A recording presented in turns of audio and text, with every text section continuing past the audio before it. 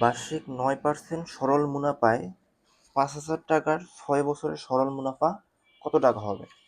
এই প্রশ্নটা দেখো ঢাকা বোর্ড 25 সালে আসছে, খুব রিসেন্ট একটা প্রশ্ন। তাহলে আমার কি চেয়েছে? সরল মুনাফা কত? সরল মুনাফার সূত্র জানি কি আমরা? আই ইকুয়াল পি এন আর, যেখানে পি হচ্ছে আসল, এন হচ্ছে কি বছর, আর হচ্ছে সুদের হার। ঠিক আছে, তাহলে প্রশ্ন দেওয়া আছে কি আমরা যে 9%, এটা কি সুদের হার না? সুদের হার কি দ্বারা প্রকাশ করে? আর দ্বারা।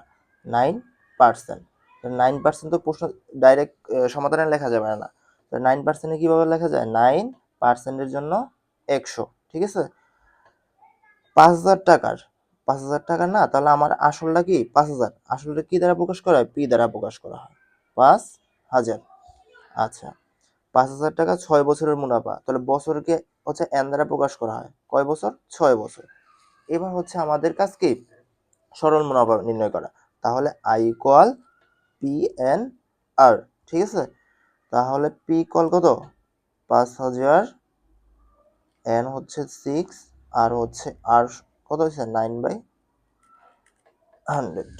এবার হচ্ছে আমরা কি ক্যালকুলেশন করব। কত? 5,000 ইন্টু হচ্ছে 6 ইন্টু হচ্ছে 9/100, তাহলে কত? 27 আমার অ্যান্সার আসে।